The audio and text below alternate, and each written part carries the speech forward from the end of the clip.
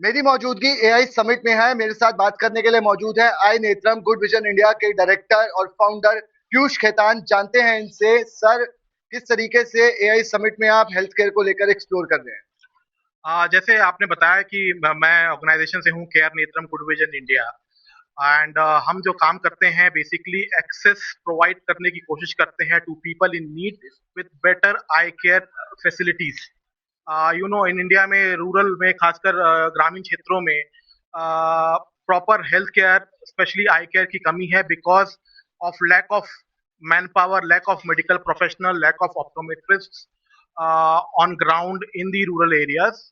So over here I am trying to find out or check what all are available in AI, how technology can help me reach out to communities uh, where I can provide people with expertise through medical experts sitting remotely by giving them care to people who are in rural areas or underprivileged community in a most efficient manner, in a most affordable manner.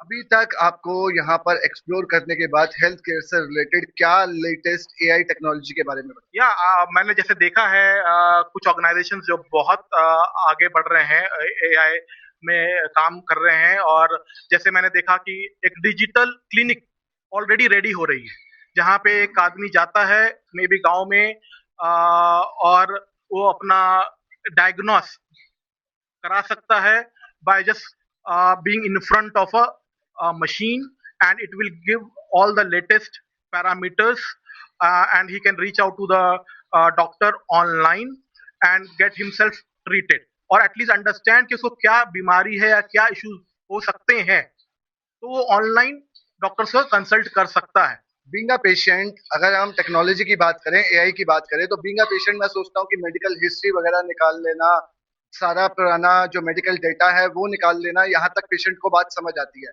लेकिन अगर हम इसके आगे जाते हैं तो doctor technicality और cure cure condition पे, क्योर वाली स्टेज पे आते हैं। तो ऐसे में एआई क्या हेल्पफुल रहेगा, या डॉक्टर की जो पुरानी प्रैक्टिसेस जिस तरह से चलती आई हैं, क्योंकि आई बहुत एक सेंसिटिव।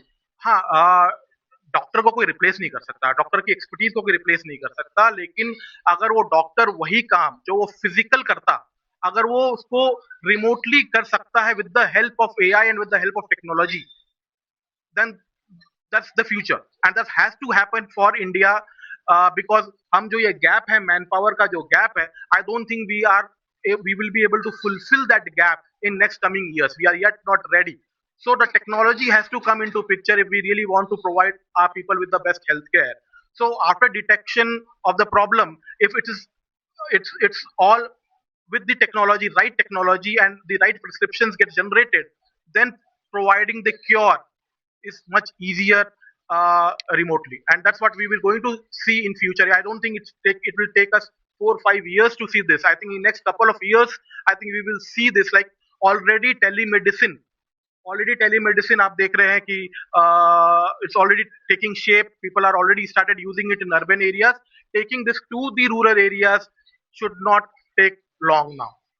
जी, तो यहाँ पर अब आपको जल्द ही एआई के जरिए हेल्थ केयर इंडस्ट्री में भी नए नए इनोवेशन देखने के लिए मिलेंगे, जो कि आपको भी चौंका सकते हैं।